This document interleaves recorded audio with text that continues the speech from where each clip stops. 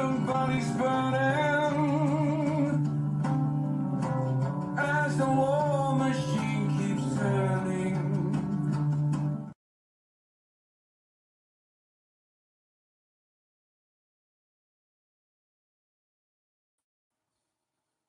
Whoa, there I am.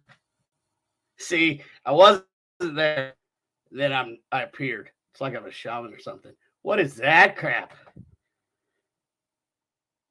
I can't even read today. What, Dina? Oh my gosh, I love this. I know, right? It's freaking. It's funny that a really big, like 12-foot tall clown does that song. Katie, what up? Becky, hello. It's my favorite ladies. Hey, before we get started, we're gonna light the sage. We're gonna get rid of all of the crap from last week, and we're gonna put nothing but really good energy forward for this week. Scott, what's up? Scott from Sturgis. Um, we're also gonna light a little cedar because this show, Supernatural Inc. in the house. What's up? What's up, everybody? People tuning in left and right. It's quick burn. That's right, Kim. Kim also from the huge metropolis of Sturgis, South Dakota. We're gonna light some sage because tonight's episode. Okay, so we lit the sage. We're lighting cedar because tonight's episode is going to be a rough one. Last week I had mentioned how much I love Sacred Mountain Retreat and that asked take to them that they are an amazing cause. They basically literally saved my life after going through, and we made literally, I mean, literally. If it wasn't for Sacred Mountain Retreat Center, I would not be sitting here today. I would be in a box underground. But a lot of you had questions about Sacred Mountain, and I thought, what better way to answer those questions? And I think I can get the title right, but here in a few minutes, I have the founder and CEO, I believe those are the correct titles, of Sacred Mountain Retreat. I've got Jerrid and my buddy, my friend, and fellow alumni, and he also works with Sacred Mountain. I got Colan, and we will be bringing them up shortly to answer like any questions you guys have. Sacred Mountain saved my brother, Colan. Yes. Hey, apparently, see, we have people.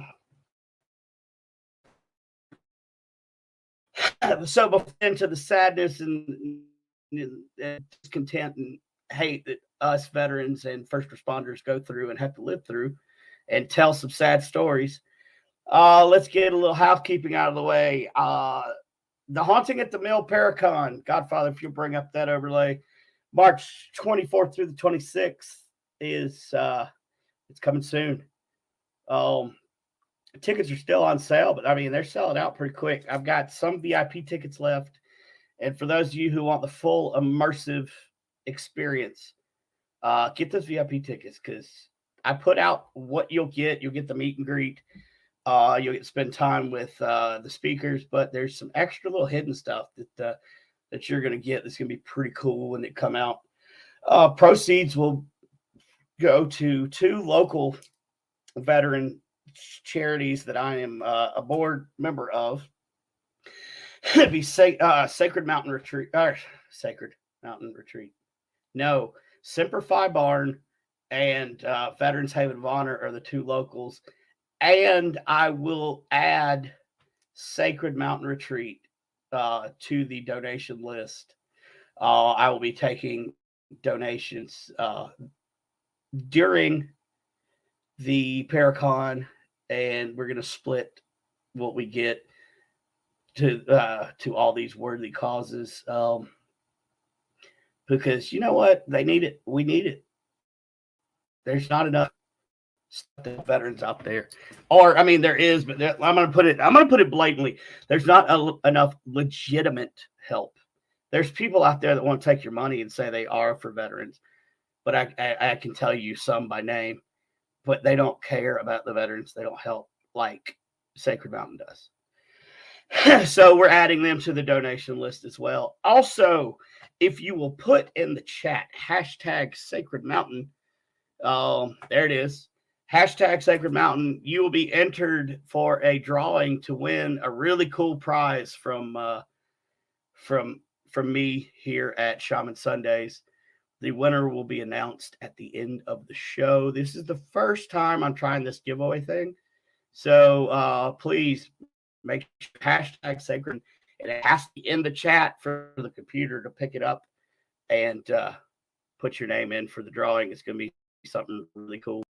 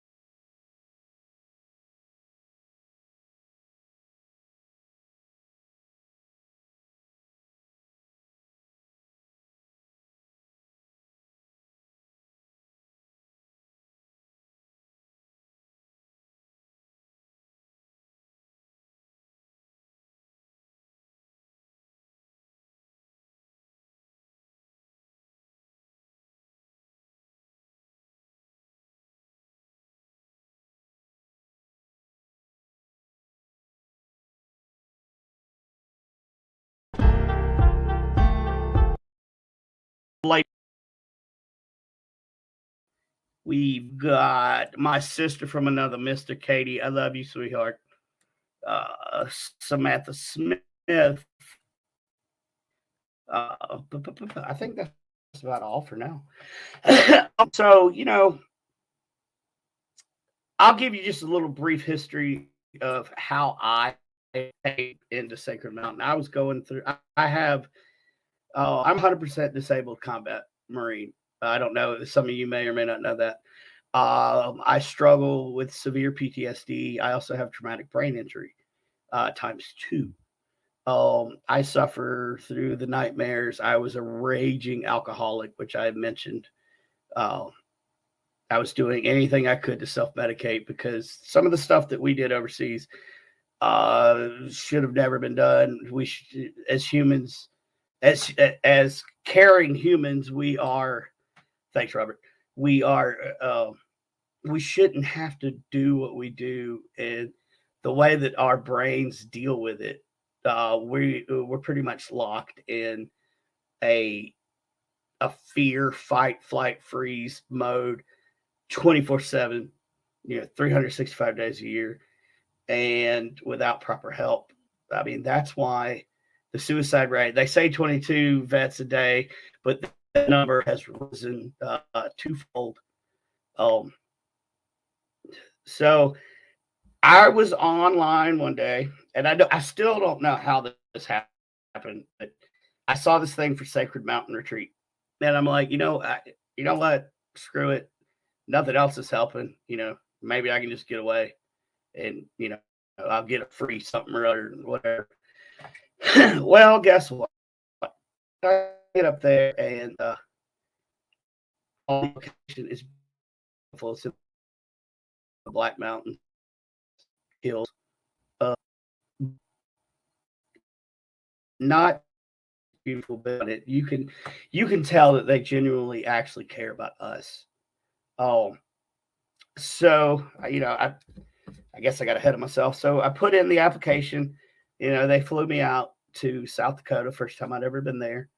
And from the moment I got picked up from the airport, I was treated with nothing but respect. And it wasn't, I didn't feel like I was dealing with, an entity or a corporate entity. Like, it was instant brotherhood, something that all of us miss. Yeah, I was an extreme drug addict, self-punishment.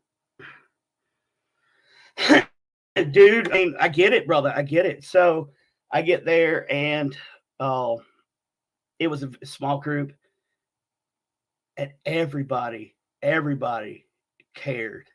Everybody loved each other. I just so happened to run into a friend of mine that I hadn't seen in years. But what they did and how they have it structured, and I'll get into it towards the end of the show. I'll tell my story, but it's not about me tonight. It's about Jerrid, and it's about Colan, and it's about Sacred Mountain. So towards the end of the show, I may share my story on my podcast for the first time. But let's go ahead and we'll pull up. Let's go ahead and pull up Jerrid and find out more about Sacred Mountain. Jerrid, how are you, brother? Good, man. Thanks for having me. How are you? Oh man, you know what? I'm great. You know what? Damn it, I'm good. Good. Good. Yeah. It's good to hear. Thanks to you and your organization. Thank you. So let me ask you, what made you? Because you're not military, correct? You were. No, I have no military ties personally. I had two grandfathers that served and an uncle that served right out of high school.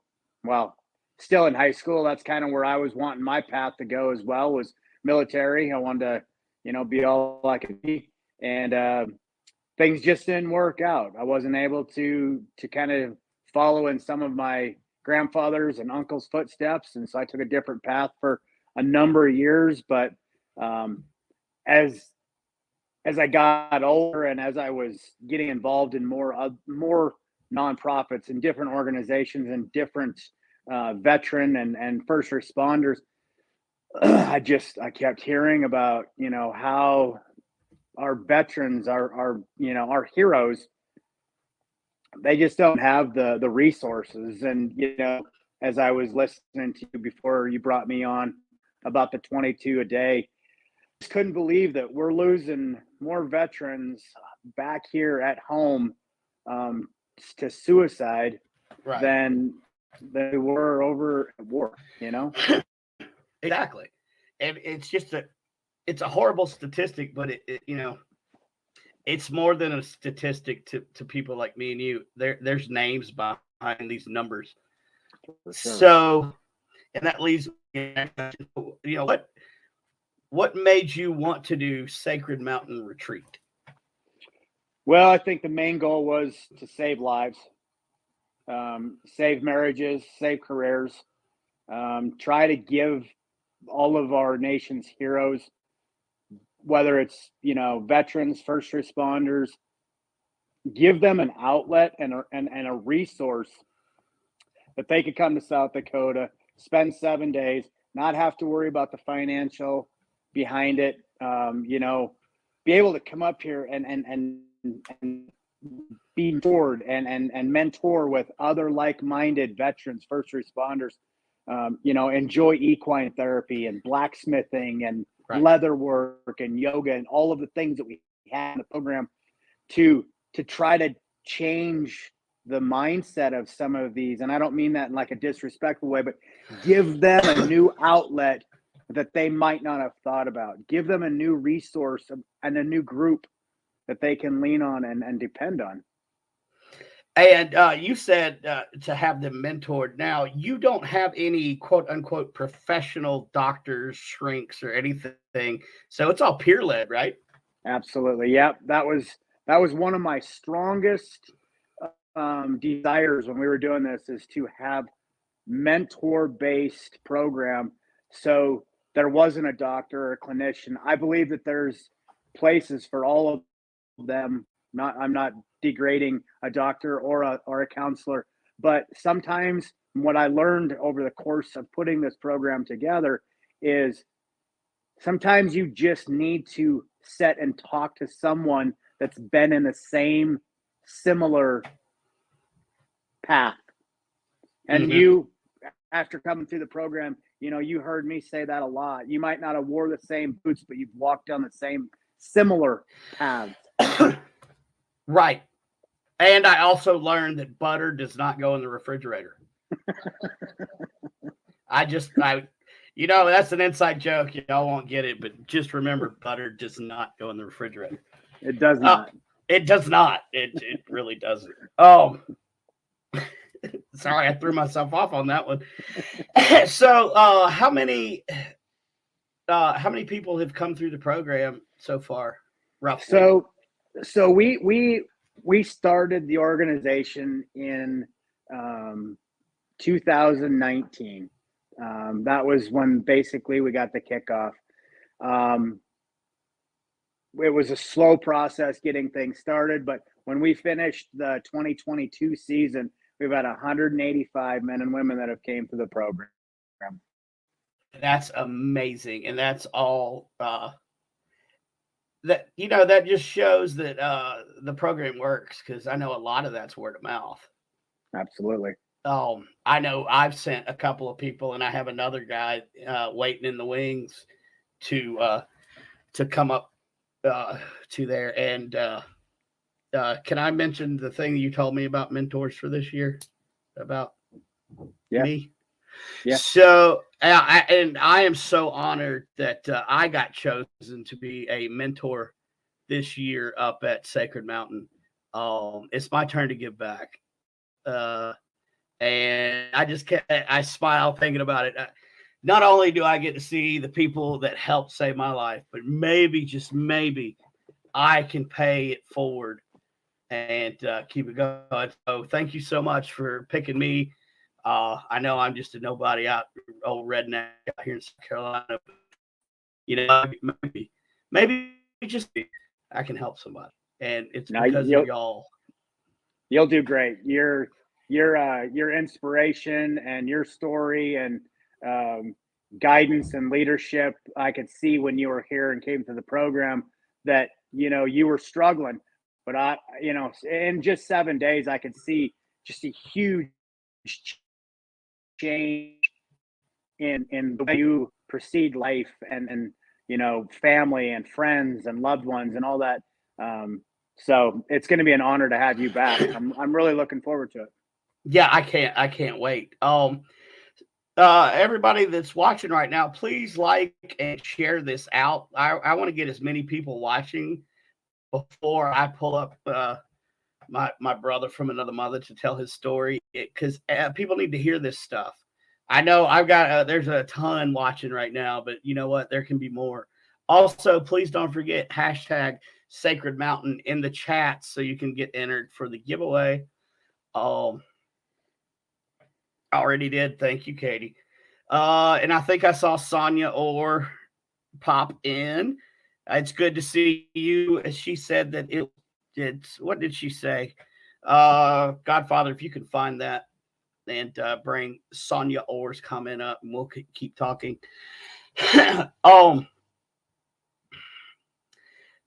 Tell us a little bit about. There it is. Good to see you. You look so great, and see that means a lot to me because I met Sonia up there, and I wasn't. I thought I hit it well, but I mean, people could probably see I was hurting. So that means a lot to me that Sonia is on here. Hey, brother. Let's see. Ooh, we just had a spike in viewers. Thank you so much for sharing this out. I have a ton more questions for you, Jerrid, but I would like to get to Colan's story, and so we can get that out there, and then all three of us can come back and we can talk. So I'm going to put you back in the green room if you just want to relax and chill, and then we will pull Colan up. What's up, brother? I can't hear you. Oh, wait, because you're on mute. There you are. How's that? See, that's the sexy, deep voice that I know. So, when did let's just do a little background on you. What branch? When did you serve? So I was in the Army. Joined. My first day of basic training was Valentine's Day, 2006. That was day one basic training. Went through basic training in Fort Leonard Wood, Missouri. Went to Fort Sill, Oklahoma for my AIT. Then I was stationed at Fort Riley, Kansas with 1-4 Cav. We deployed to Iraq. We were the 2nd Brigade of the Surge in 2007. We were on a plane to Iraq February 7th, 2007. And we won't get into what happened over there, but what led you to Sacred Mountain? I know your story, but I don't know how you want to tell it or what you want to tell, so I'm just going to let you have the mic. Man, what led me to Sacred Mountain was almost 14 years of doing pills, drinking, smoking meth, all the bad shit. I didn't like going to the VA because their counselors were, 3 weeks out of college and trying to tell me what I experienced over there. I'll never forget the day that Sacred Mountain came into my life. It was December 28th, 2021.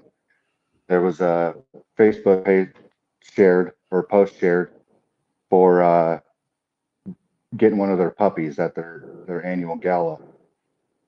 And, over the course of 14 years, the people that I did talk to as far as counselors and stuff like that, they told me that I needed a service dog. So I applied for the service dog. Coming up on a year now, I received a German Shepherd and he was trained to be my service dog. So after I got him and leading up to me coming through the retreat, I stayed in contact with Jerrid quite a bit. You know, I was at the lowest point in my life. I was at rock bottom for sure. Right. Um, you know, there was times I'd call Jerrid at 3 o'clock in the morning, and he didn't know me other than he had given me a puppy. Right. And he finally convinced me to sign up for the retreat. And I just happened to be out at a ranch helping Cav. So I used that as an excuse not to submit all the paperwork, you know, so that way it couldn't be official that I was coming through the retreat. And then, so finally I signed up for June. And the week before May, he called me and said, I got a spot for you if you want it. And I was like, oh, well, you know, I got, so sorry, but I'll have to wait till June after he goes to the trainer. And Jerrid helped people with service dogs through the retreat. You know, like, well, he came through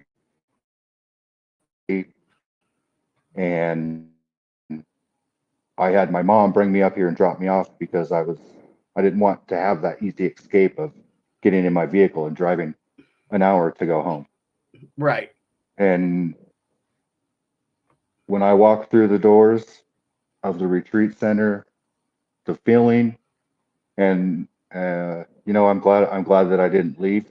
I'm glad that I came here and lent all my anxieties of talking to people about what happened to me and how I deal with it and like what's, you know, my struggles with PTSD.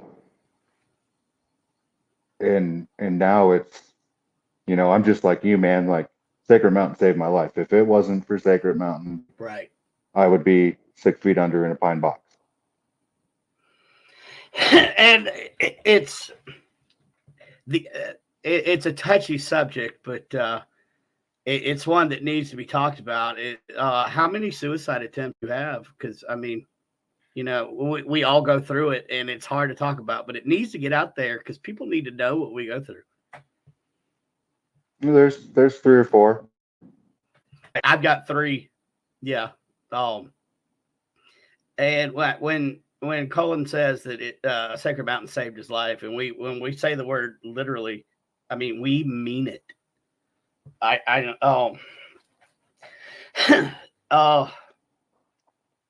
There's not enough, You know, programs. my sister Samantha Smith, who commented earlier, you know, she can tell you. And my mom, they come up here and volunteer to clean after the retreats to get ready for the next one. And really the only reason they do it is because what it did for me. Well, right. You know, Sacred Mountain doesn't just help the veteran; it helps the whole family. It does. And speaking of the whole family, like the relationship with me and my wife is so much better coming after Sacred Mountain. Something I'll get into towards the end, but it does. It helps the whole family unit. Because you know when we're in our dregs of our alcohol and our pill popping and whatever, we don't realize, we think we're just hurting ourselves, and who cares? We don't look around at the collateral damage that is happening in our wake of like total tsunami destruction. Exactly. Yep. Yeah. You know, yeah. And my family, my mom and my sister, you know, they tell me all the time, it's crazy how a year ago right now we wouldn't be saying these things to you because you would have completely blew a gasket and, you know, broke the door and punched a hole in the wall and who knows what else. Right.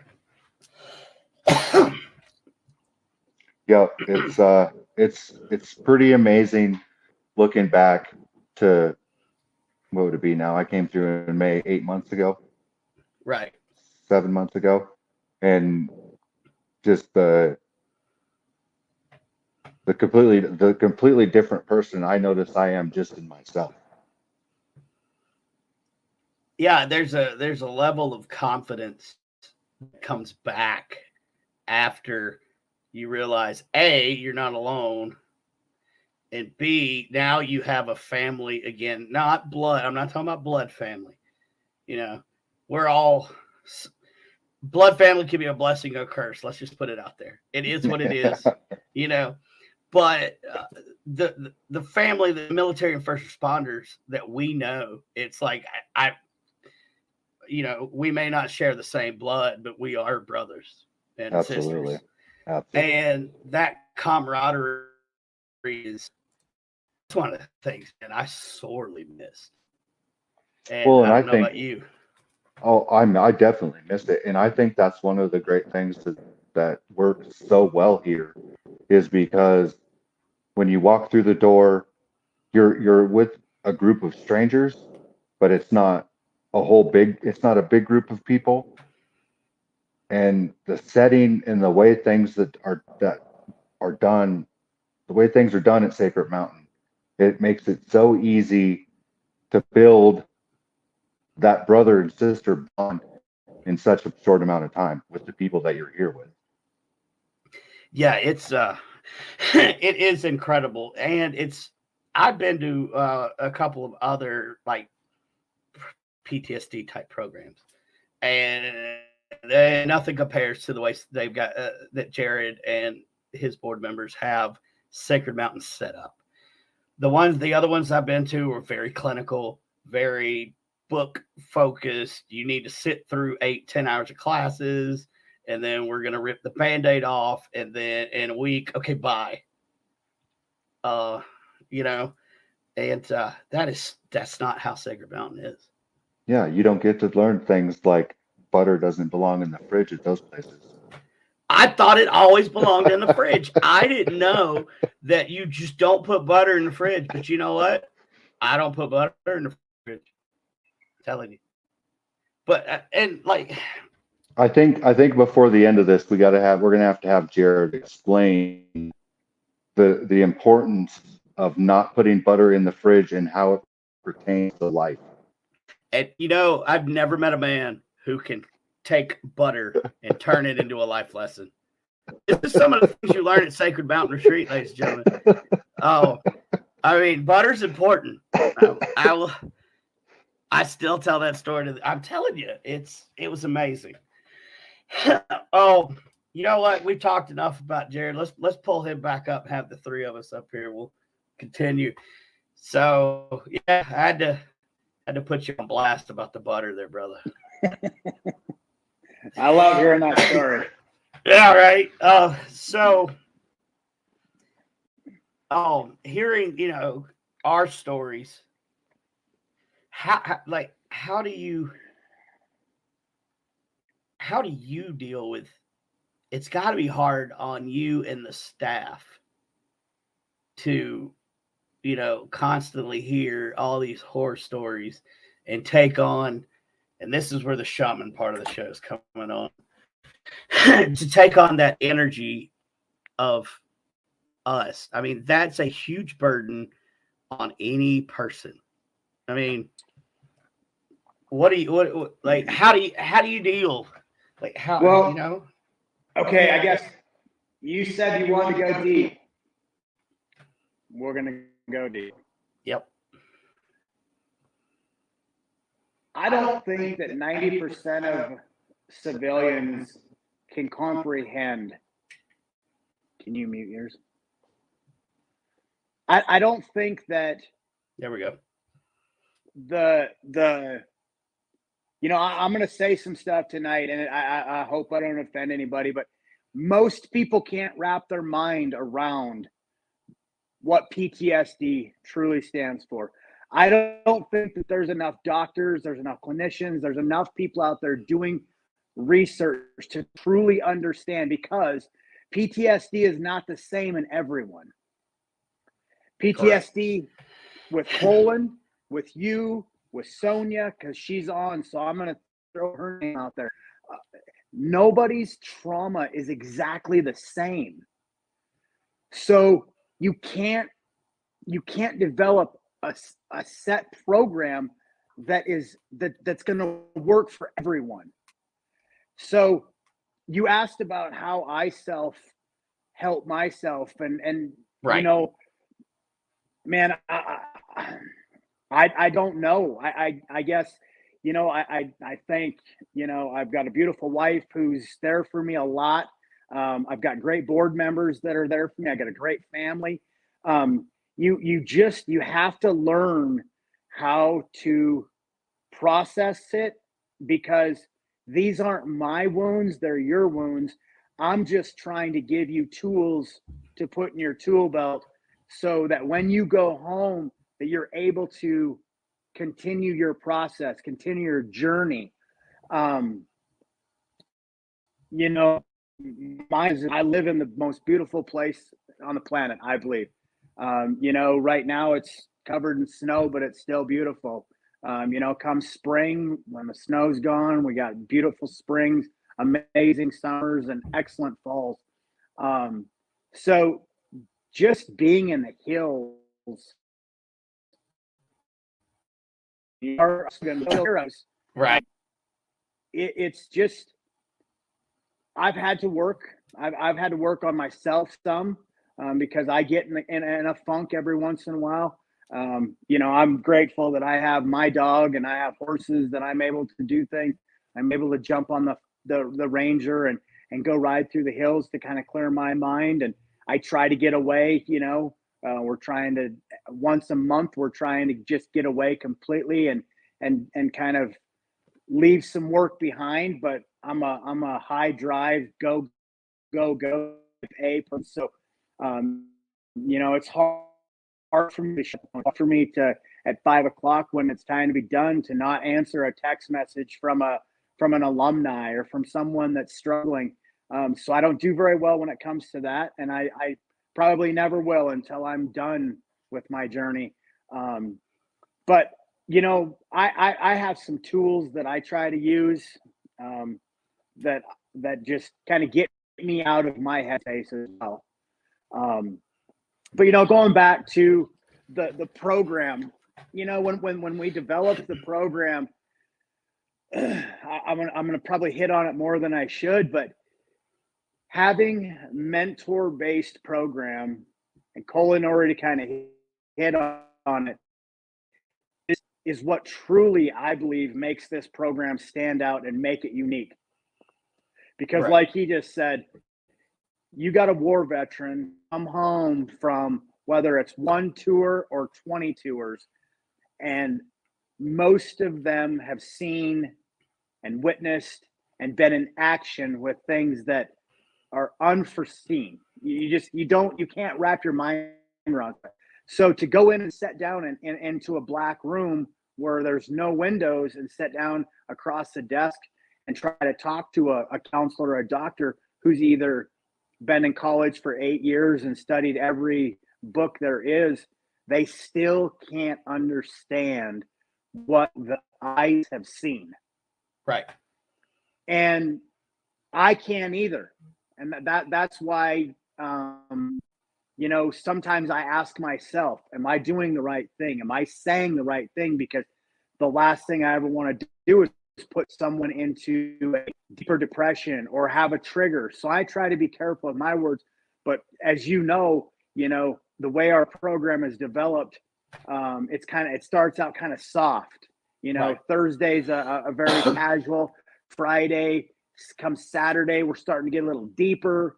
We're starting to hit on some things, but people trust, and they're understanding how the program it works. And you know, when we do demon night, you know, Yep. that gets deep, that gets hard. You know, you all are speaking about things that are hard. But you know, one of my favorite things is, and I talked about it probably at your retreat, is the Green Mile. Mhm. You can only hold something in so long until all of a sudden you got to let all of those bees out, right? Well, when you Right. let them bees out, it helps just a little bit. And then the next time it helps a little bit more and a little bit more until all of a sudden your story's still hard and it's still something that's not easy and not fun to talk about. But there's just a little bit more peace knowing that we're able to share our story with people that understand. Right. And I mean, I think I mentioned it before the show, but or I think I said it to my producer. We don't talk to civilians about what we go through generally. And I'm just going to put it out like I used to feel. Y'all don't care. Y'all don't know. Nobody cares. Now, that's part of the mindset we go through.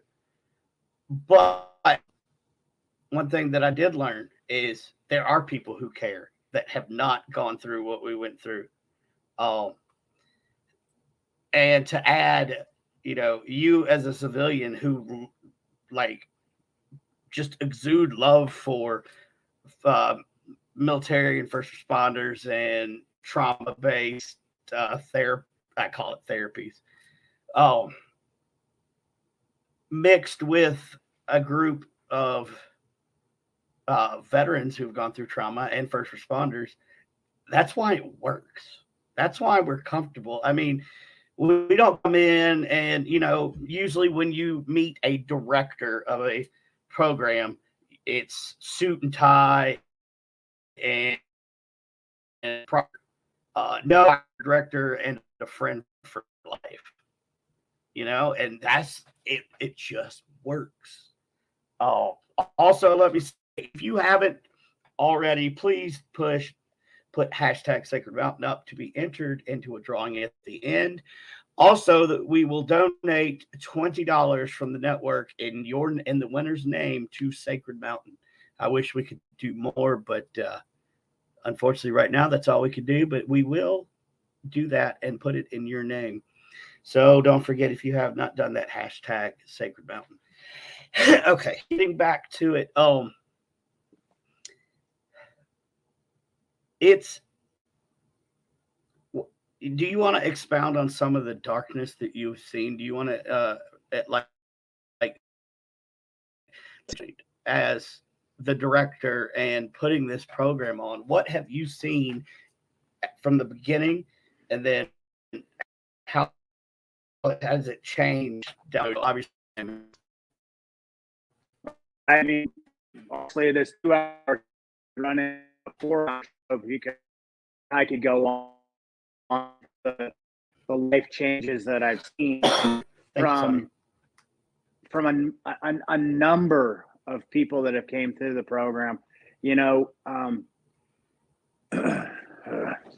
I think that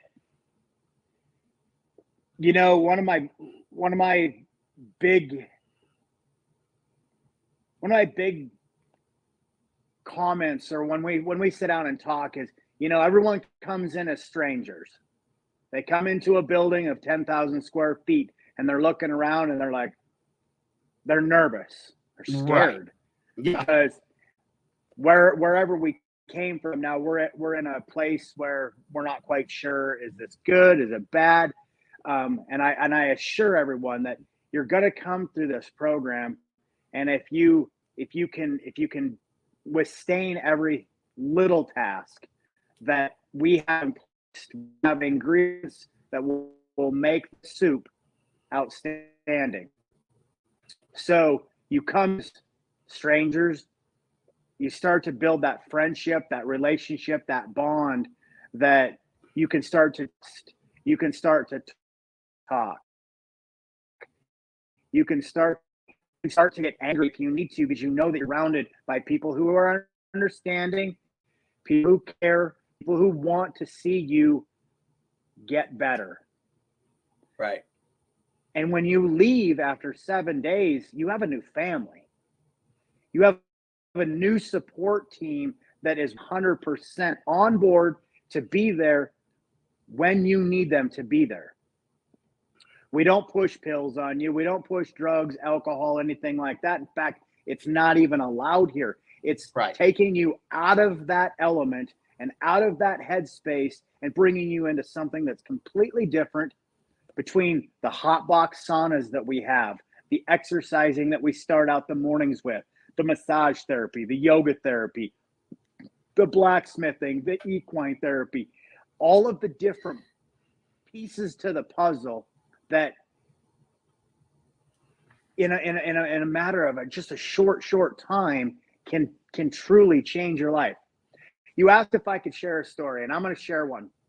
So there was a gentleman in 2020, right after our gala. He reached out and he had sent some messages to an old email address, I believe, that we had, and no one had access to it anymore.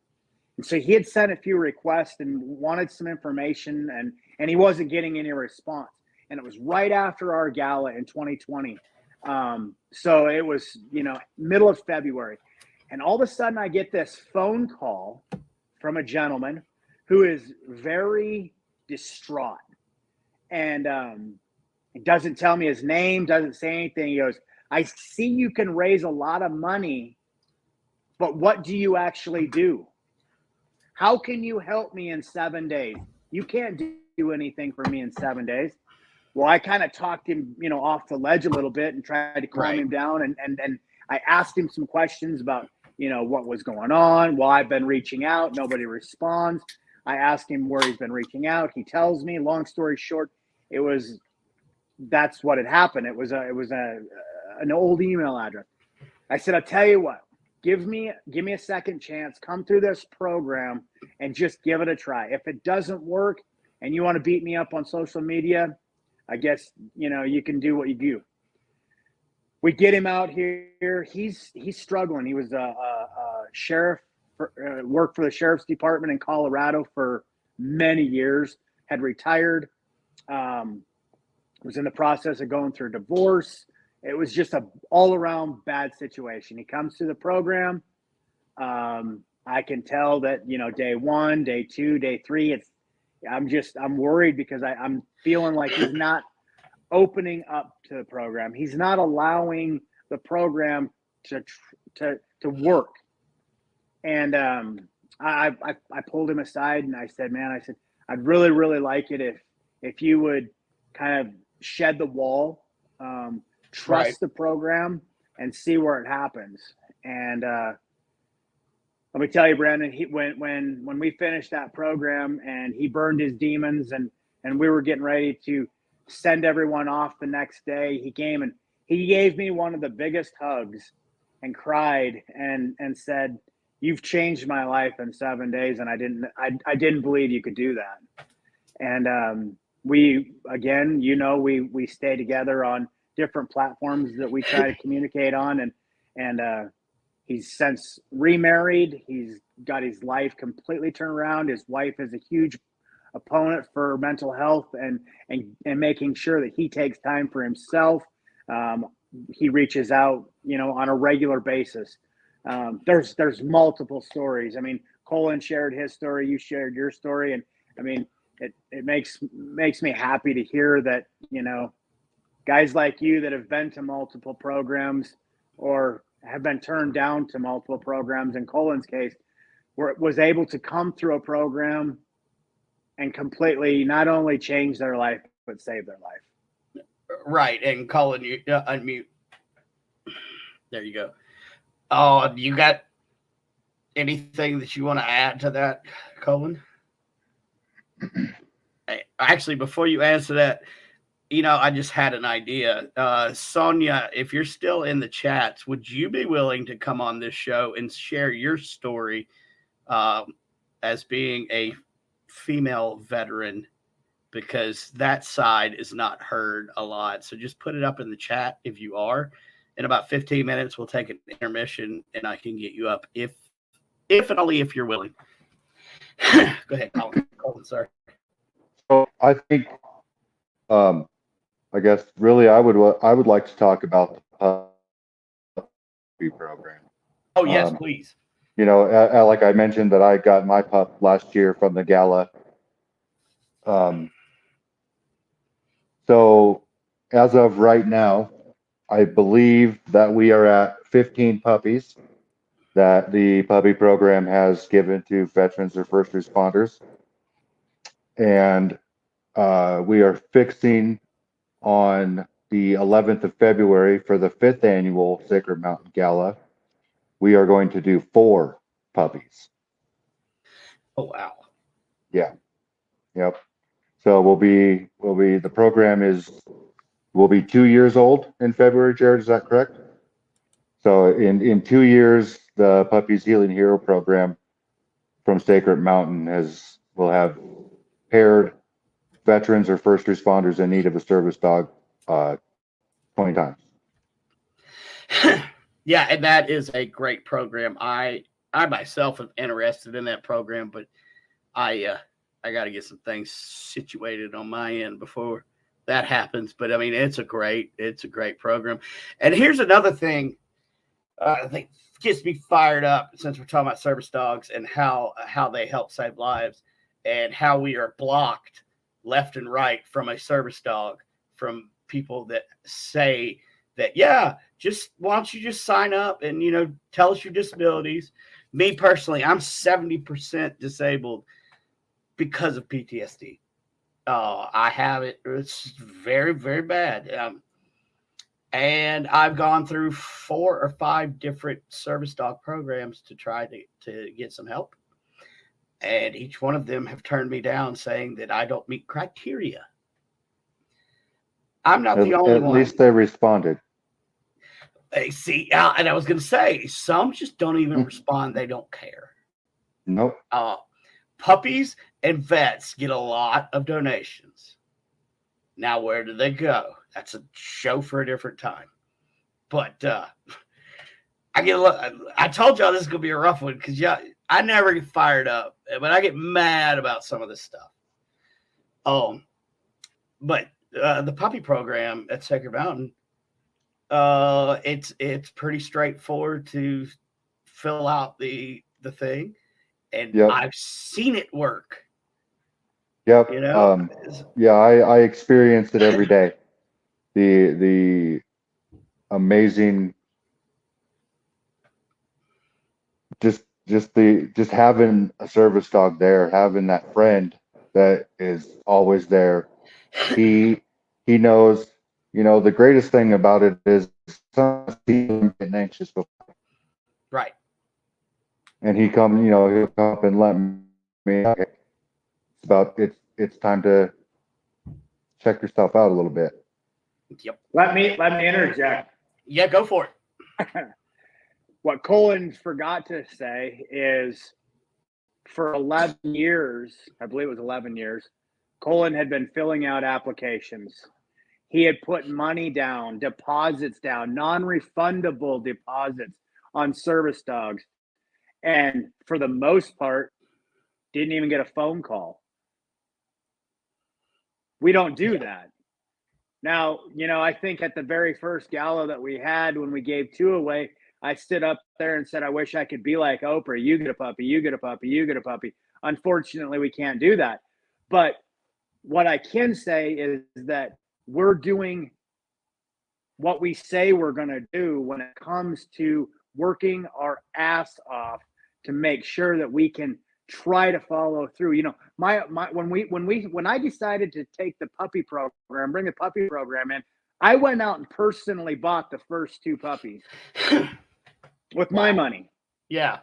I paid for the train or for the puppy food. I did all of that stuff because I knew that this puppy program could be something to, again, help save lives. And when Colan, when Colan came to receive his puppy last year, I've told him this a couple times, and I'll say it on the show. I was worried. Did I make the right selection? And I know that I did now because he was pulling in. He was struggling. And when that puppy went away, he was right here. He had a good team. He had a good support network that was going to help him through that process of him now giving his pup away to go training for that 2 to 3 months. He had a support staff that would be there for him. when he Right. got his pup back, it just exploded his health and well-being to even a totally different level. He got some of the tools that he needed here at the program to start becoming better. But I mean, now him and Knox, they go everywhere together. I mean, grocery store, the hospital, the hardware stores. If you see Colan, you're going to see Knox. That's just the way it is. Yeah. Colan's came to church with us a couple of times, and Knox goes to church with him. I mean, that is now his new extension of his life, and it's amazing to see. And I could go on and on with many stories of how I see the puppy program helping people. Well, and we'll definitely get back around to that. Katie, I saw you'd mentioned that KD wants a puppy. This is the program that I was telling you about. I talk about y'all's puppy program, your program, anytime somebody will listen, or even when they won't listen, I tell them anyway, because I wear the beanie a lot, and the hat, and the I think you caught me once wearing it on a live or something. Man, I rock that thing. Anyway, if you want to donate, please donate. Also, they have a ton of cool merchandise that you on their website, on the Sacramento website, including some really cool flip flops. Yeah. I heard, who was it that got them in the mail while we were out there? Right. That was right. And you got we are closing into our intermission, which I'm gonna need because I got to decompress a little bit, and I'm sure everybody else does. Sonia, let me know in the chat if you got the link that I sent you. Jerrid says I'm not allowed to buy anymore. Haha, fourth of my closets. You know what? Mine, I'm gonna have to have mine too. But Hey, Brandon, real quick before we go into intermission, let's talk about the 6 on the 6. Let's do it. Got your 6. Let's talk about it. All right. So Sacred Mountain's Got Your 6 campaign is $6 on the 6th of every month. It's $72 a year, and it goes directly to Sacred Mountain to help bring people through the program. And I don't think we've talked about it yet, but it's approximately to bring veterans in free of cost. We fly them from their home state, from the local airport to South Dakota, or well, to Rapid City, pick them up, bring them up to Deadwood, house them, feed them, bathe them, not literally, but I mean, well, we take care of them for a week, and then we fly them back home. It's approximately $30,000 a retreat to run a 7-day retreat. Yep. So that $6 every month on the 6th helps go a long ways. It's only $72 a year. That's, Jerrid says it all the time. That's one Starbucks drink that you don't go get. Yep. Yes, and we are going to delve a little bit deeper into all the different donation ways to donate in our second hour. But I'm glad you did touch on that, because we're going to go into that further. We're going to start getting out links to how they can donate. But I'm Sonia, did you get the? Okay, you did. So when we come back, Sonia, just click on that link. So we're gonna take about a 7-minute, maybe 5-minute intermission, so everybody can kind of decompress, because the second hour we're gonna try to go a little bit deeper and really, really talk about this program and how you can help and how you can give. So we will see you guys in about 5-ish minutes. Dave, if you will, put the overlay of Sacred Mountain with the flag up while we're at intermission. That one. And we'll be back shortly.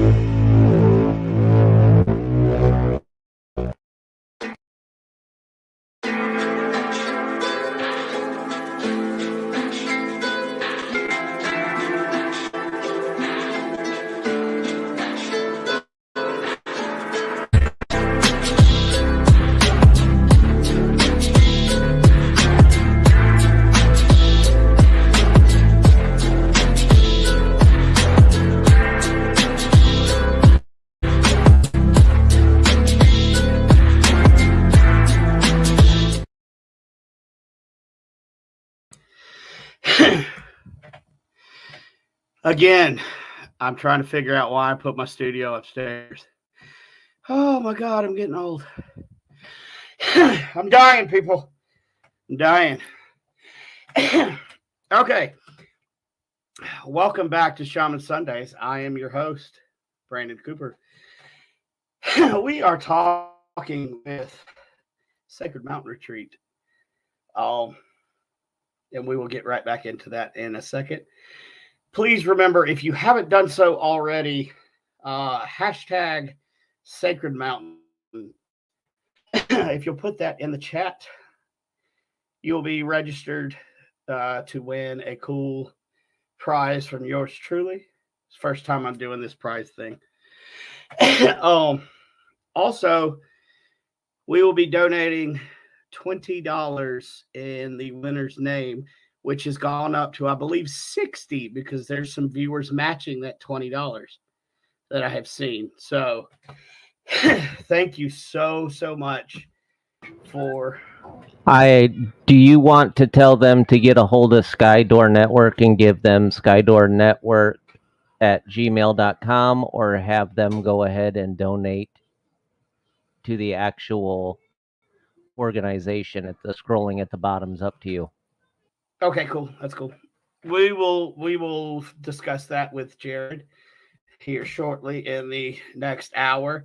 Sonia, if you would go ahead and hit that that link that I sent you so we can have you on. And also, I have spoken with my wife, and she's going to come on, and she is going to give the spouse's point of view of the change that she has seen in me since I had left Sacred Mountain. I'm doing some stuff in the background, so I can't see what I look like, but I'm trying to send out some stuff. There we go. So we got a lot to pack in. We're also going to talk about Got Your Six, which is the monthly donation plan for Sacred Mountain. And we're gonna continue talking about the dark side of reality that veterans and first responders face. So buckle up and enjoy the ride. Go ahead and bring Jerrid up if you would. Welcome back, Jerrid. Thank you so much for hanging out for this 2-hour episode. I appreciate it, man. No, thank you. I was going to ask you earlier if I do the hashtag Sacred Mountain, can I go in for that cool drawing? You can. I mean, why not? You probably won't win, but you can go in for it. Just don't put the butter in the fridge, brother. I mean, really.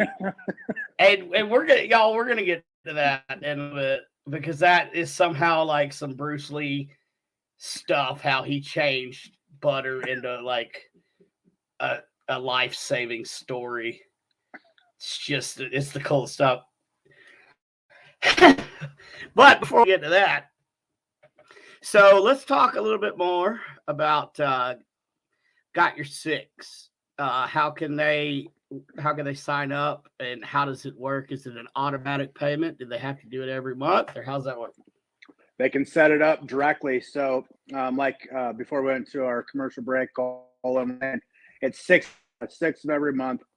It's given up a Starbucks, maybe that extra drink that you might have if you take your wife out for dinner.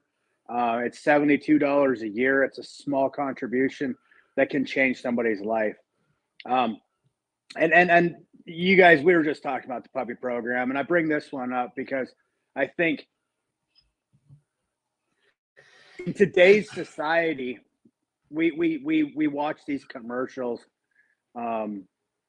about saving animals, and we all, good human beings, we all love dogs, cats, giraffes, anything like that.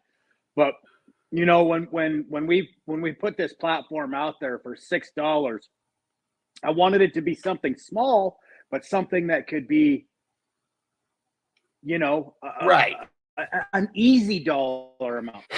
Right. We got these other organizations that are saving the animals. For $19 a month, you can save a dog or a cat. Right. what does it take to save a life of a veteran or a first responder?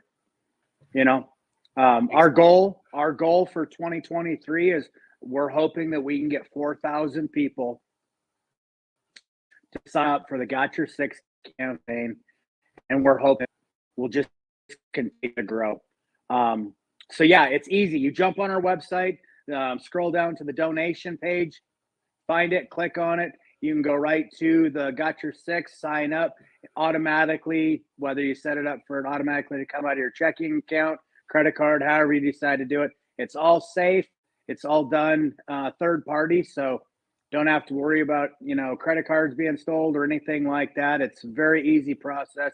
And if you care about the veterans and the first responders, we don't talk a lot about the first responders, but you couldn't pay me enough to be a police officer in today's society.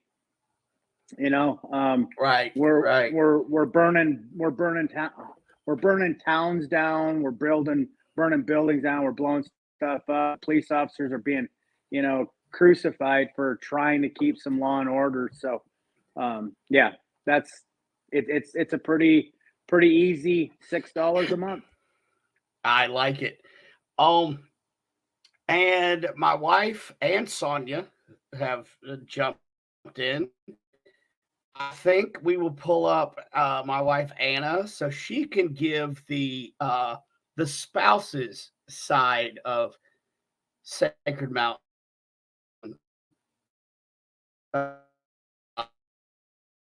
And Jerrid, I've met my wife. Hello. You have seen, and we can go into the grim details of my story because it's going to come out anyway tonight. But the spouse's side of Sacred Mountain, how it is with us. So first of all, can you hear me? Because last time my mic wasn't working. No, we got. Okay. So to have a starting point for how the program helped him, I have to start with how bad things were. And this is all information that Brandon and I have shared with people before, so that he doesn't mind me sharing this information. We actually at one point had separated for 6 months. And that was after him repeatedly going to rehab, repeatedly having issues with suicidal ideation and a few suicide attempts. And I was fearful that he hurt himself. We also have a 20-year-old and a 21-year-old, another 20-year-old that doesn't live with us. And I was afraid that one of them would walk in and find him. So in an effort to protect the children and my own mental health, and because his drinking, just to give you an example, I came to check on him one day because he sounded bad and I wanted to make sure he was okay. And when I came in, he was very, very drunk, and the car was in front of the apartment on. It was running. The door was unlocked. There was alcohol in the car, and the radio was like full blast. Like he had it cranked all the way up, and he had gone inside and started eating dinner and did not know that he had the car running, did not know that there were children playing in the parking lot, was completely unaware that the car was out there blaring for everybody to hear. And that's how badly inebriated he was from trying to numb himself from his PTSD and depression. And I know healthcare professionals, especially rehab professionals, say this all the time, but I'm going to say it again from the spouse's point of view too, because I am a nurse, but I've gotten way more intimately familiar with this disease than I ever wanted to. And it really is a beast. It is a monster. It is terrifying as the spouse to see someone. I'm going to try not to cry.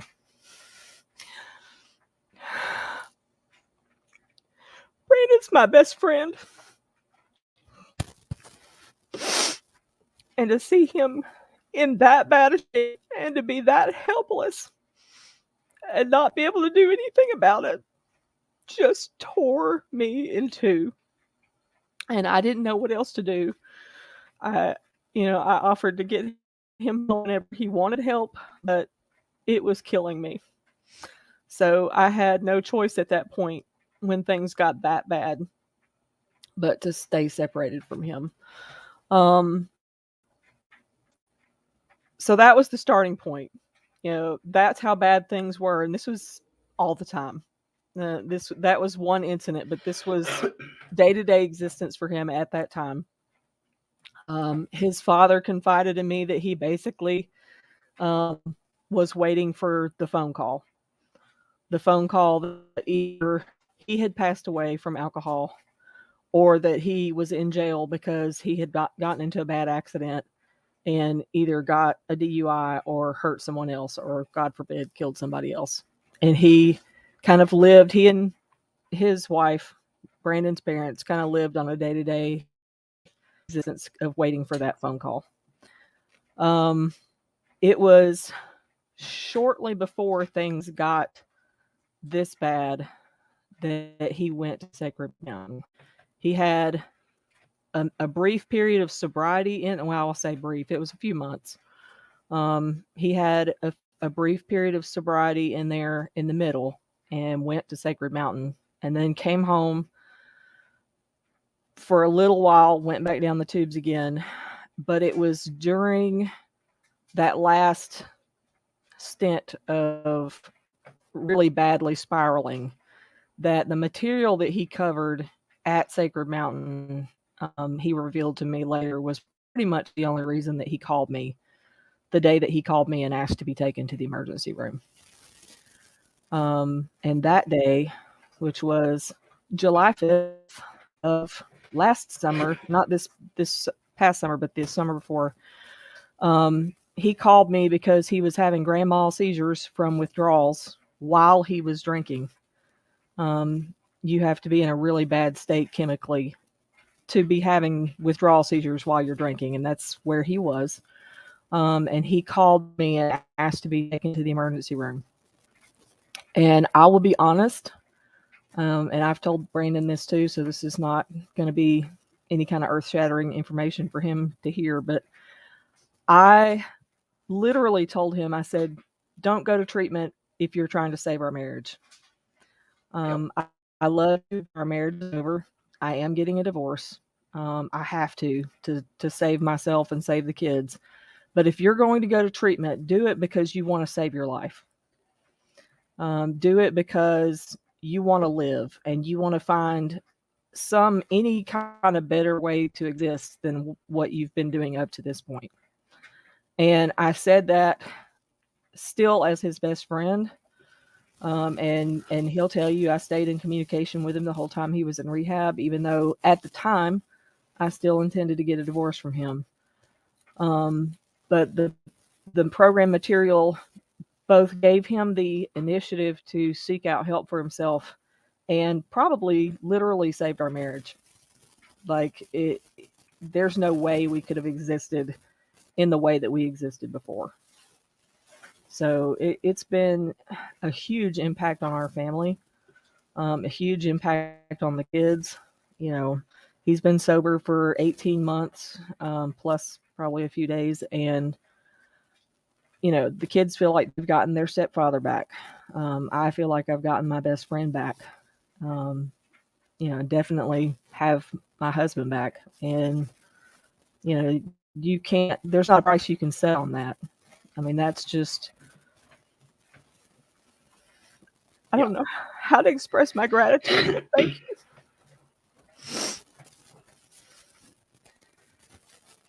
Thank you for coming on and telling that. I definitely wanted Jerrid and Colan and Sonia down there to hear that side. Yeah, Sonia knows I called and blew her phone up the whole time that was going on.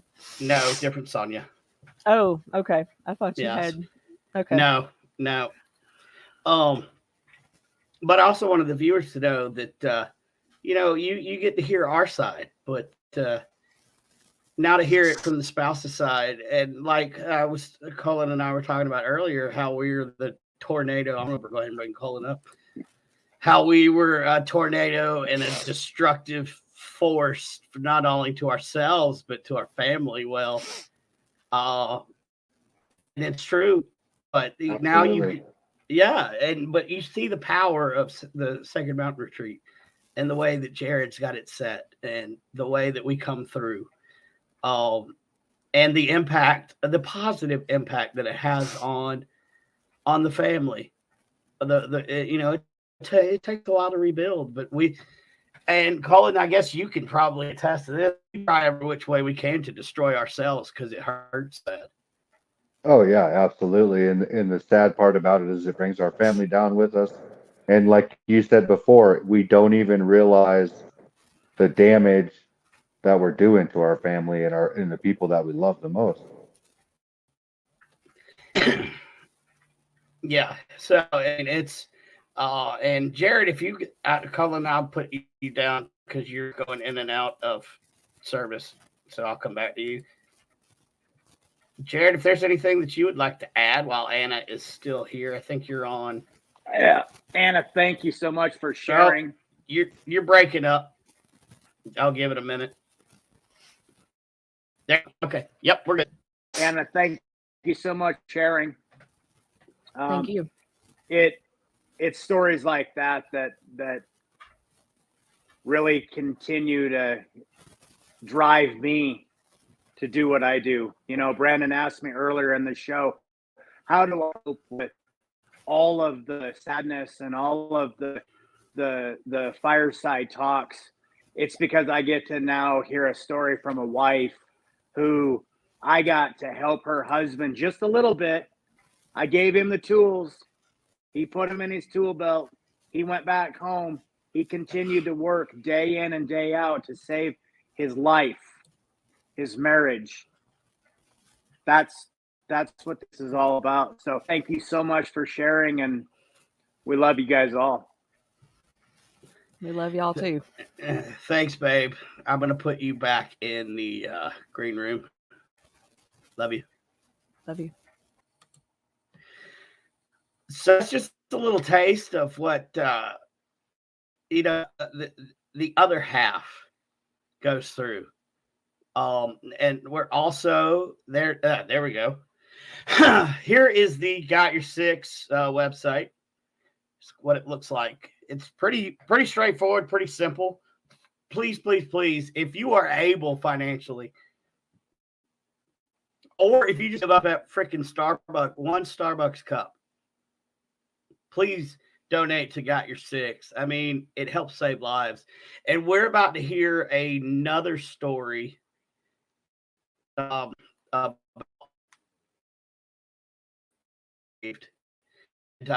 going to go ahead and Dave, bring up Sonia, please. Hello, Sonia. Wait, you're muted. Hi, Brandon. You're not. How are you? I'm doing good. How are you doing? You look so good. I feel good. Good. It took some time. Thank you so much for agreeing to come on the show and tell your story. No, there's not the female veteran. That's not a story that's told a lot. I actually ran into, there's an organization called She's the Vet. And it came about because there was a veteran and her husband was not, but they automatically would go and look at her husband, and so the husband would go, "She's the vet." Yep. So, we need to get that out there because there's different traumas that happen. Mm-hmm. So tell as much or as little or however you want to tell about your story, because I know it's a rough one, and a deep one. But if you would share with the viewers. So I was never out. So let's start back. I was in the Army as a 68 Delta operating specialist. In civilian terms, that's a surgical tech. Joined the Army specifically to be in the medical field and eventually become a combat medic. And that was taken very shortly. after 2011 in January, I was physically and sexually assaulted. And by sexually assaulted, I mean raped by another service member. So another member of my unit came into my home while I was recovering for surgery and proceeded to attack me that night. Out of fear, and I lived with my friend's kid, like my friend and her kids in that house at that time. Luckily, they weren't home. So I lived in fear of reporting and what was going to happen to those kids. If anybody knows me, they know that I will protect everybody else before I protect myself. And I didn't know what to do at that point. The Army really didn't train you how to report an incident like that. They just taught you how to hopefully protect yourself from ever becoming a victim of sexual assault by use of the Battle Buddy program, which, if you remember, when you're trained during this program, it was often taught as like a joke. It was always never taught as a serious matter. And, you know, I didn't think it would ever happen to myself. I was pretty tough back then. But when you have a major surgery where you're not even allowed to lift a gallon of milk, it's pretty hard to defend yourself in an attack like that. And 4 months later, he continued to assault me at work, physically berate me, call me all sorts of names, and then he became my shift supervisor. During that time, I just got to a point where I became like suicidal. I started showing signs of PTSD. I went from this super troop soldier to just nobody. Everybody started to notice. Doctors noticed. My first sergeant noticed. I mean, people noticed because I wasn't the same person anymore. And finally, my NCO pulls me aside and he's like, "What the hell is going on? Like, this is not special SOAR. Like, what's going on?" And I told him like the physical part of it. I said, he physically assaulted me and he continues to do it. And then he's like, "Okay, we need to go to the first sergeant." And then that's when everything kind of just started opening up. And I was like, well, there's more to the story. And then I really opened up. And then that's when everything kind of snowballed. I went to CID, military police. There was like a gag order. So I couldn't talk to anybody. I was completely alone. So in the midst of all of this and being investigated to make sure that I wasn't lying about what happened and that I wasn't just doing it to get back at him, because it always came back as to why'd you wait? You know, if it really happened to you, you should have called 911 that night. I mean, there were so many questions where it was like, why are you doing this? Why'd you do that? And it was always pointing it back as like I was the one that did something wrong. And it's crazy because when I did report finally, that in a couple of days later, somebody tried to break into my home, which is it's coincidence. He was never caught, but it pulled resources from San Antonio Police Department because now they had to get involved because I lived off post. Another part of that story too is when a rape happens off base or off post to a soldier, both the state and the military have jurisdiction. Well, Texas has a very harsh law for that, whereas the Army does not. And the Army made a deal with the state of Texas. And so Texas dropped the rape case and only the Army pursued it. And long story short, I won't take up too much time, but long story short, I had a 9-month investigation where I was brought in several times to make sure that I wasn't lying, to make sure that my story wasn't, didn't change. He got to pick the jury, if he wanted like a mixed jury or a jury of his peers. I mean, it was the court system in the military currently, it's very pointed to the defendant versus the victim. In a military court, the victim's not allowed in the courtroom unless you're testifying. Otherwise, he gets to be in the courtroom. He or she gets to be in the courtroom. Yep. And in a civilian court, it's both sides. And so that was hard for me because I could never like really truly face him, I guess. And anytime I did, it was just like there was never any remorse for his actions, nothing like that. And still to this day, like he didn't, I can tell that he didn't have any remorse just by just what he said and everything else with that. And just really affected me from 2011 to 2020, essentially. And that's kind of where things started to take a hit. Jerrid, I found Sacred Mountain actually at the Black Hills Stock Show and Rodeo in 2019, I believe. Jerrid will probably correct me on that in the comments. And I had been denied care from the VA, from civilian doctors, because I'm medically retired because of everything that happened, in additional to some physical disabilities, I guess you can say. And I was pretty rude to them, and I always apologize, and I just feel bad, and and it's because I was so tired of being turned away from the VA because I wasn't combat, and that's where Jerrid, talks about trauma period. Like, we need to stop judging everybody for their trauma just because they're not combat. I mean, I volunteered to go, but my duty was at Brooke Army.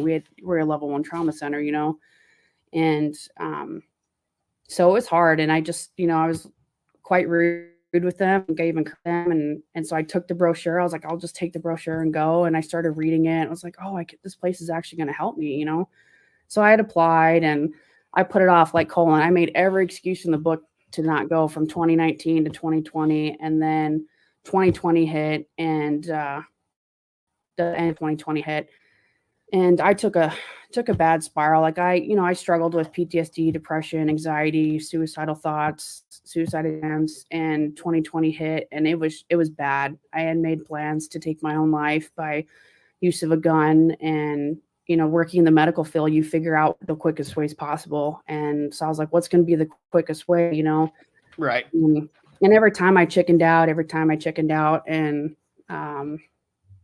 Tara reached out and said, hey, you couldn't go to the gala last year. Why don't you come this year? And I was like, no, I'm not in a good headspace. I'm not going to go. And so I was like, okay, I'll go. And I ended up sitting with 2 wonderful people who actually, one of them came through the program with me in April of 2021. And that night I made a decision to come through Sacred Mountain. A few days later, I messaged Tara, and I was like, Tara, I need to come through, and I need to come through as soon as possible. Because I was afraid I wasn't going to make it. And I'm going to try not to cry, because I always cry when I talk about Sacred Mountain. I'm usually not a crier, but this place has made me an emotional person, apparently. So that's okay. Me too. And, I messaged her, and I was like, I need to come through as soon as possible. And she's like, well, we're not having one until April. And I was like, I don't know if I can hold on, but I was like, you know what? I'm going to try.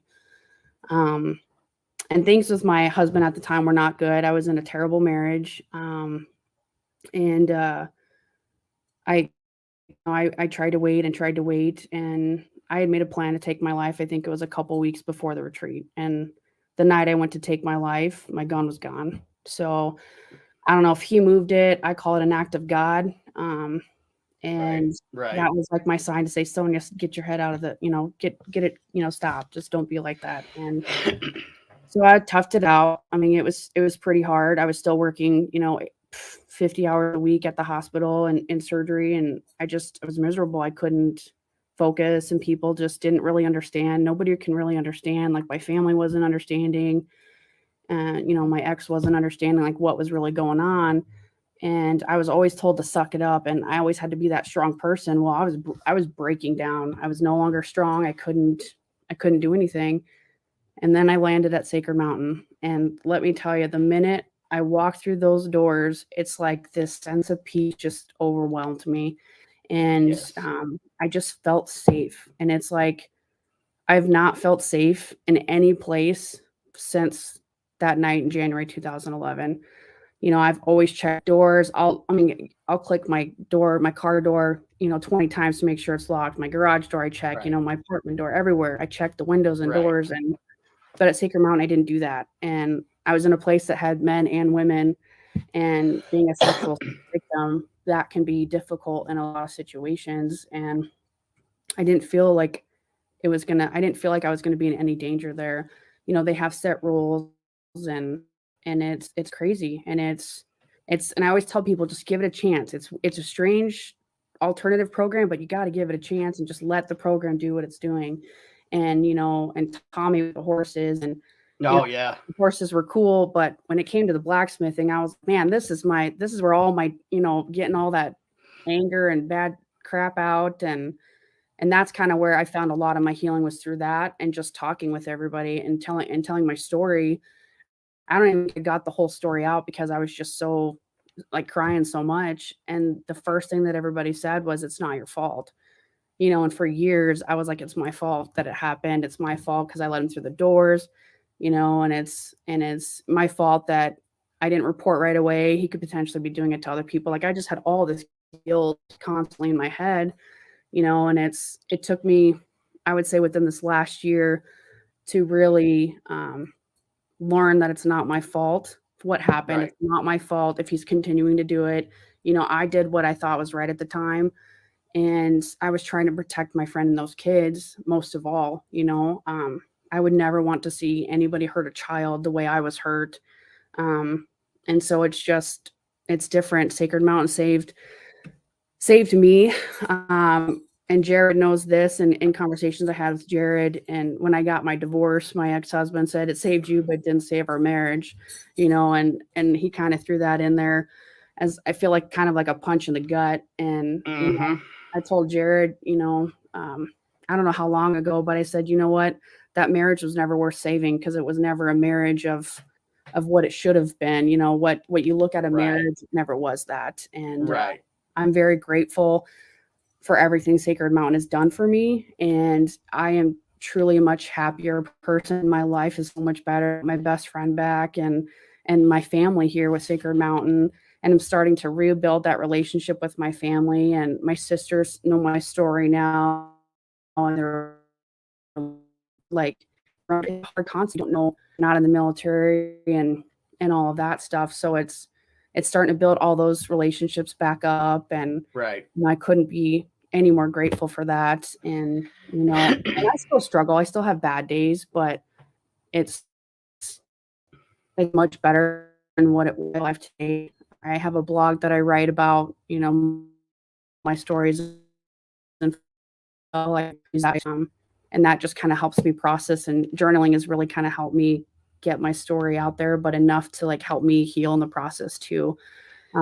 And Jerrid's asked me to come back as a mentor. So I think I mentored at pretty much all the retreats last year, except 3 of them. And it's truly an amazing, amazing feeling. I get more out of that than I think everything else, because I get to see you guys come through the program from day 1 until day 7, and then continue Right. coming up and just seeing how much it's changed everybody's lives. And it's a truly a beautiful thing. And I love it so much. And I'm so grateful for this extended family with Sacred Mountain. And, you know, my battle buddy from the Army came through the program, and I hadn't seen her and since 2008, you know, and it's Right. all these people that you're, you know, making these connections. And it's a pretty great feeling when you can say, you know, or somebody comes up to you and says, you helped save my life because of this program, and you being here, it helped save my life. And that's truly, truly an amazing experience. I mean, I could sit here and tell stories all day, but the butter one, Jerrid, you need to explain that. Oh, the butter one is definitely coming up. Yeah. But one thing, first of all, thank you so much for telling You're your story. That's a rough one Yeah. to talk about. But ladies and gentlemen, that are, if you're watching now or you're going to watch in the future, MST, military sexual trauma, is real, and it is. You know what? I'll say it. It is rampant Mhm. in the military. I had to deal with one of my Marines got Mhm. raped. That's a story for another time, maybe, but it affects more people than you think, and it is rampant. Both men and women. So Yes, both And men and women. it's Um, pretty sad. But Sacred Mountain, Sacred Mountain helps to deal with that. It's not just okay. It's not just us combat guys. Yeah. It's there's trauma. Trauma is trauma is trauma is trauma. Mhm. And you know what? Let's go ahead and pull up the rest of the team. Let's pull up Colan and Jerrid and have a Like a reunion. yeah. And so we're having a little reunion. And so Jerrid, oh, you want to expound on that anything that has Well, been said? yeah, I mean, can you hear me? Yeah, we got you. Okay. You know, Sonia's story is another one that, you know, I could have shared. And when you said you were going to bring her on, Sonia's going to be one of our speakers this year at the gala. She's going to share her story. She's going to share you know, basically what she shared tonight. And it's why I do it, Brandon.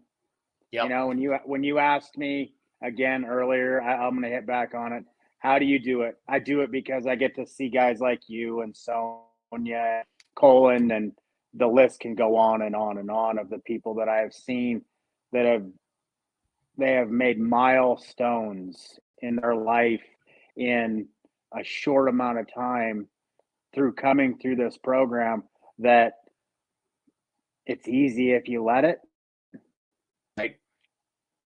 But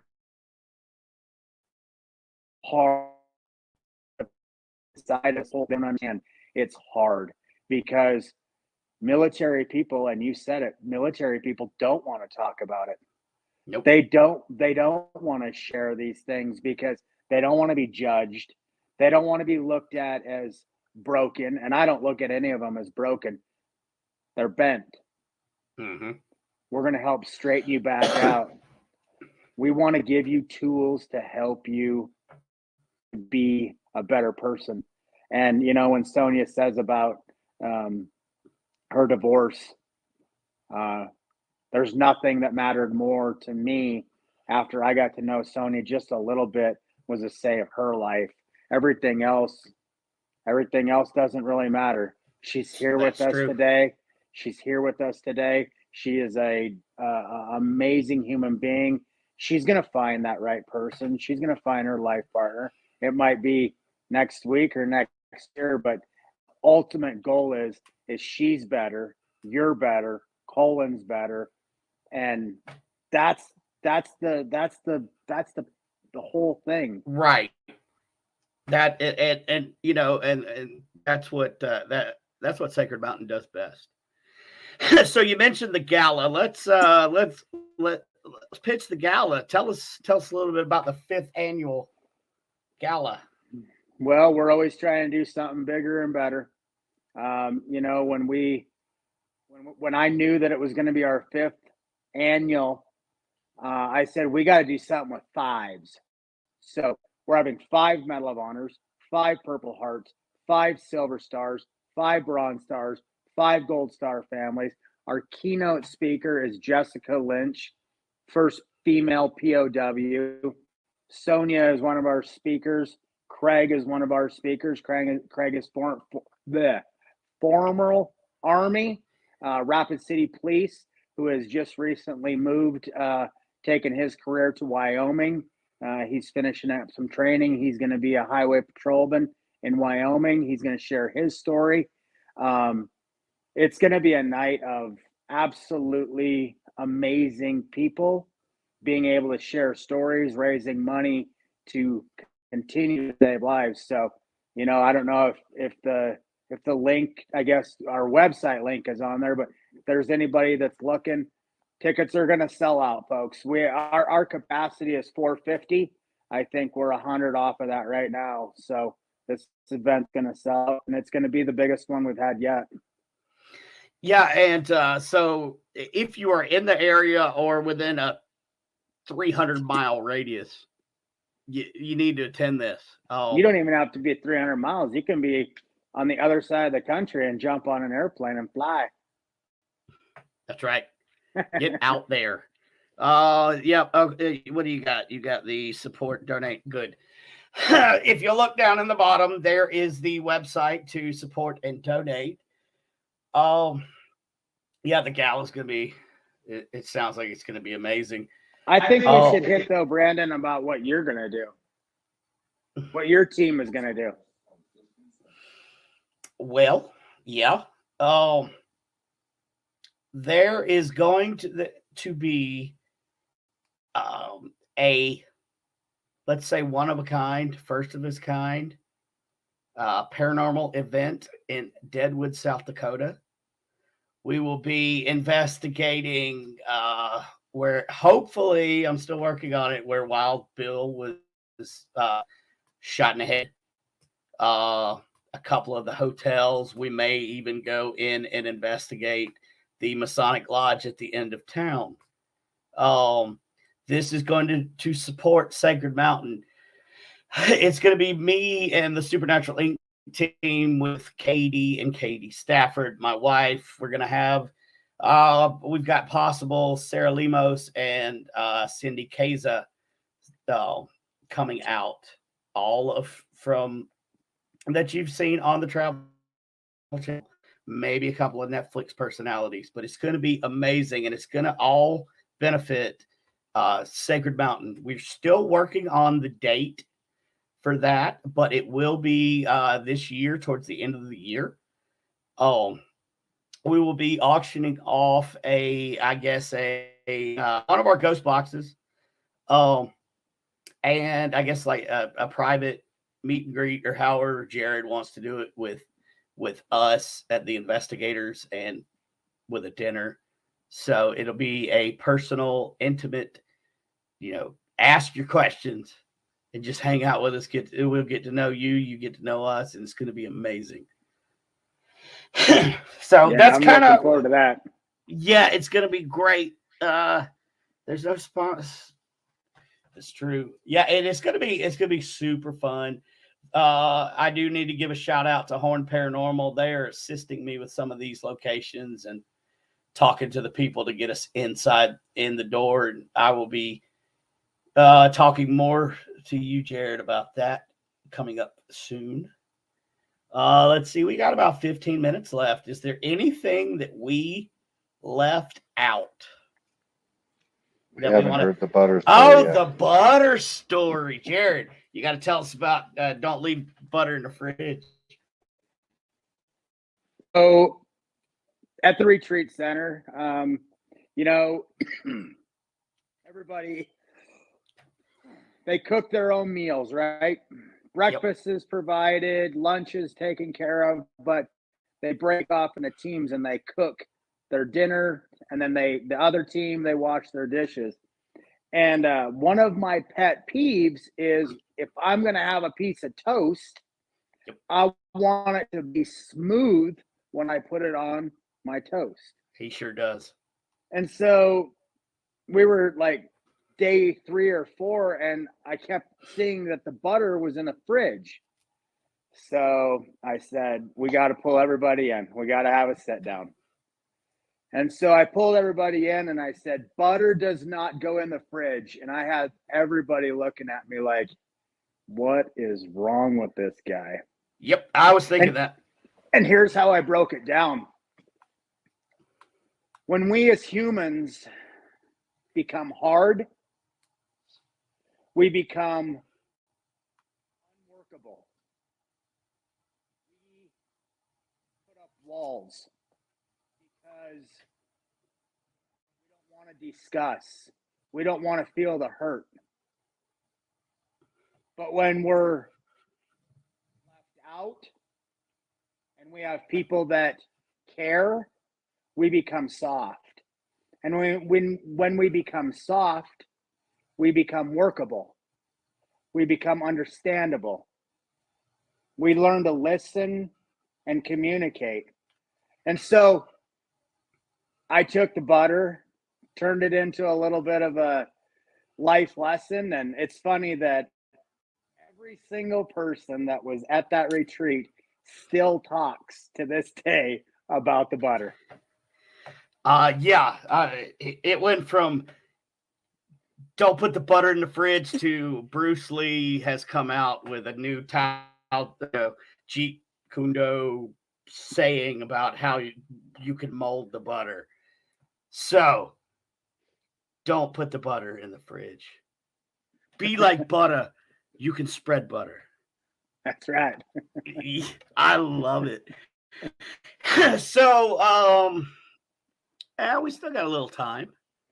I think one of the last comments that I'd like to make is, if you know someone, if you have a family member, if you have somebody that you have seen, because there's in today's world, we know someone that has suffered from cancer, PTSD, or abuse in some facet.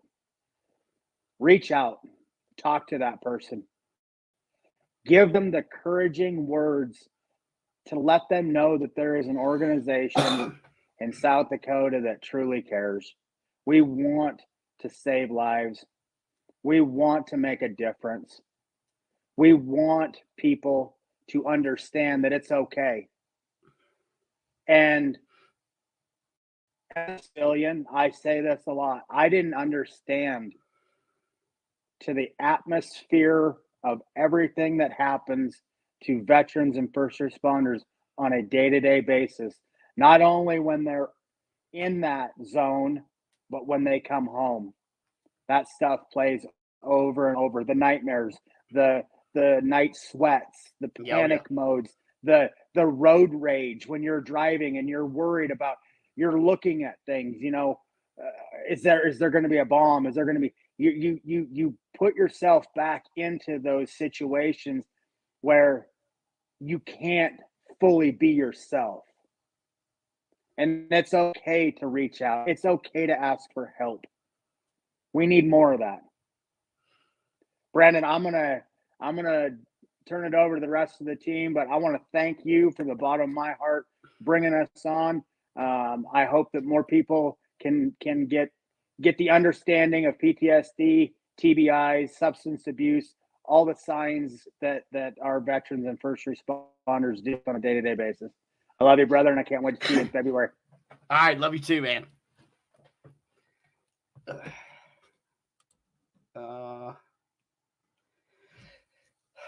Any last words? No, were we good? Y'all are good? I'll say this. This is kind of what I've always kind of told everybody. Don't ring the bell. If you're struggling, don't ring the bell because you can't unring it once you do. And you call somebody, you text somebody, I don't care who you got to call, whether you got to call 911 or call your best friend, call your mom, call your dad, call somebody until somebody answers that phone. Because in the end, your life is worth it, even if you don't feel like it is. And that's something that Jerrid has pretty much ingrained into me from the day I left that retreat. And that's why my blog is called You're Worth It. And that's what I tell every single one, that every single one of you guys that come to the retreat is that you're worth it. And don't ever let any trauma or any person tell you that you're not, because you really are. And just, that's all I can offer at this point. So. Well, thank you. And I'll put you back in the green room. Just hang out till after the show, and we're going to chit chat. Colan, you got anything? I keep calling you Colan. Yeah. So I just want to say we have 8 retreats scheduled this year, March to October. Just get on to sacredmountainretreatcenter.org, go to the apply, fill out an application, and come to the program. If you're ready to accept help and you want to do it with Sacred Mountain, in my opinion, the right way, get online, apply for the program. It will be well worth it. Well said, Colin. And I will put you back in the green room and just hang out till after the show, please. So, cut a lot of darks, and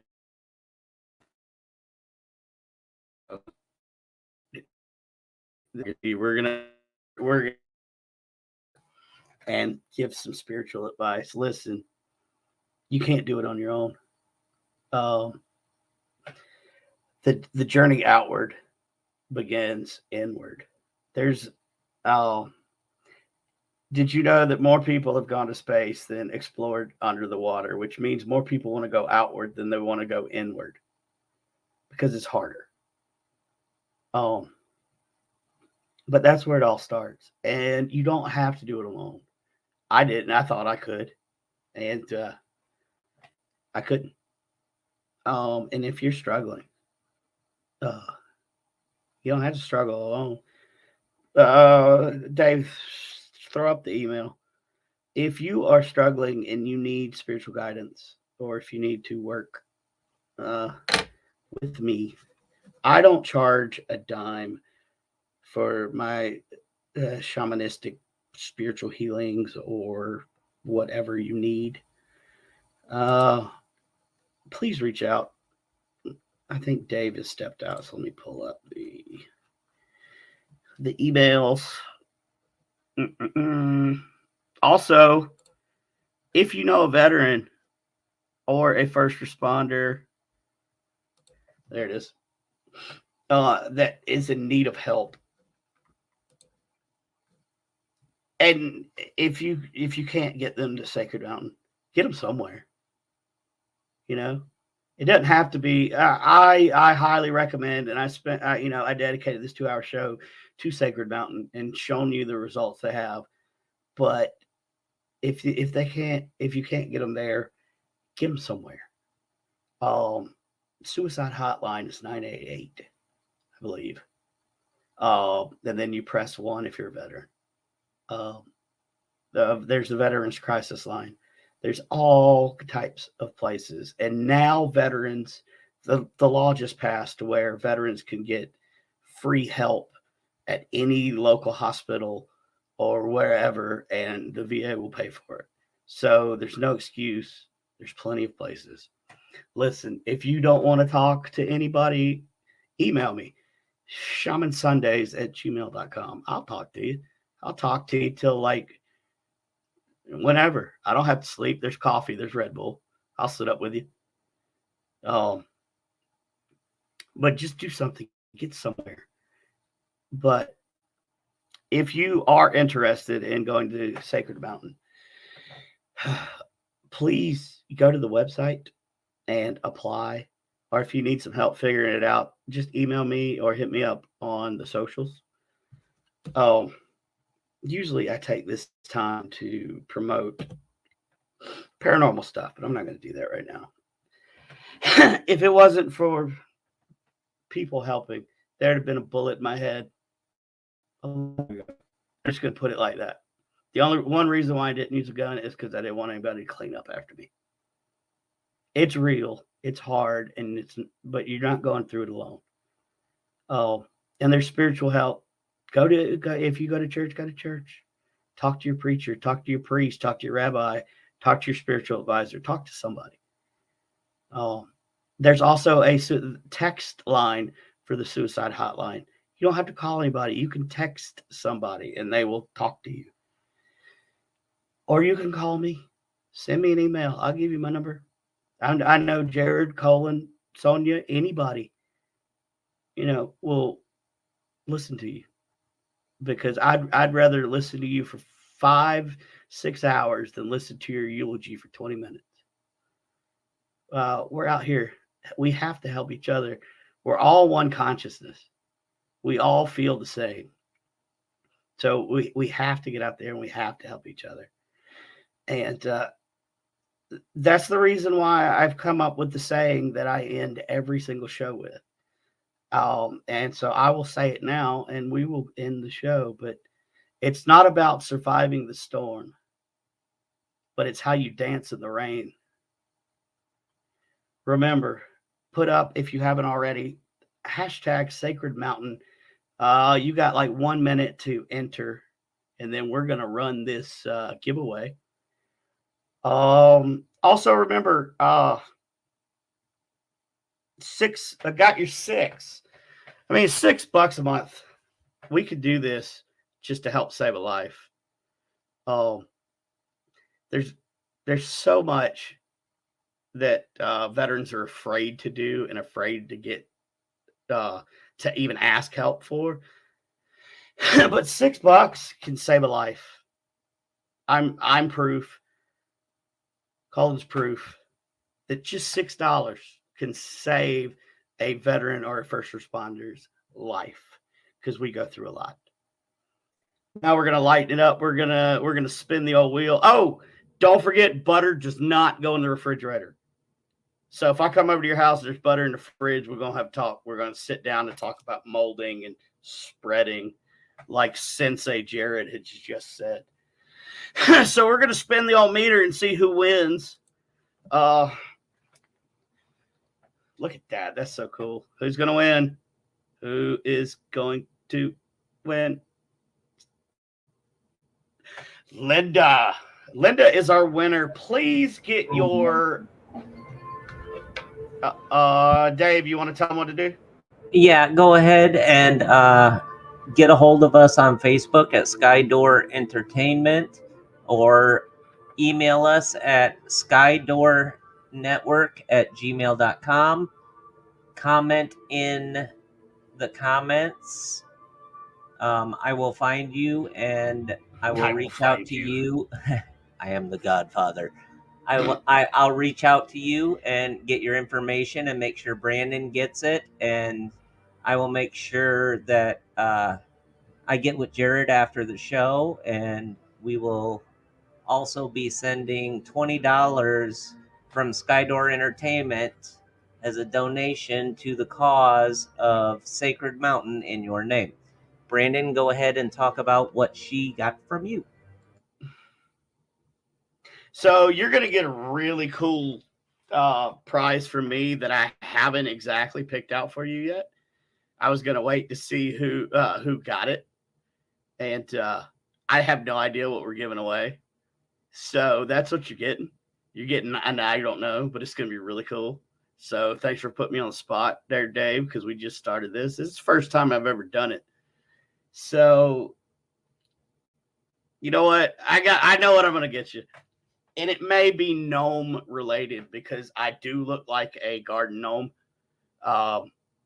Matter of fact, I forgot to bring up my co-host. There's my co-host, garden gnome. But we'll get you something cool. And the other people that said that they would match the $20, just instead of trying to match it with us, just go ahead, go online, and donate directly to Sacred Mountain Retreat. And please, please, please sign up for the Got Your Six. I mean, $6 can save a lot. You know, a coffee just gives you the jitters and shortens your life. So skip that coffee and give it up to Sacred Mountain, where the hills heal the heroes. I think I said that right.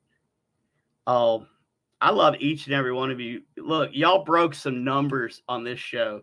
Thank you so much for tuning in. Please like, share, follow. Follow Sacred Mountain Retreat. There will be more to come from Sacred Mountain. There may be podcasts in the future with Kid Rock, a.k.a. Jerrid. You never know. But anyway, I love you guys. Please tune in next Sunday for... I don't even know what's happening anymore. I don't know who my guest is. All I can leave you with is butter doesn't go in the fridge. Good night, everybody.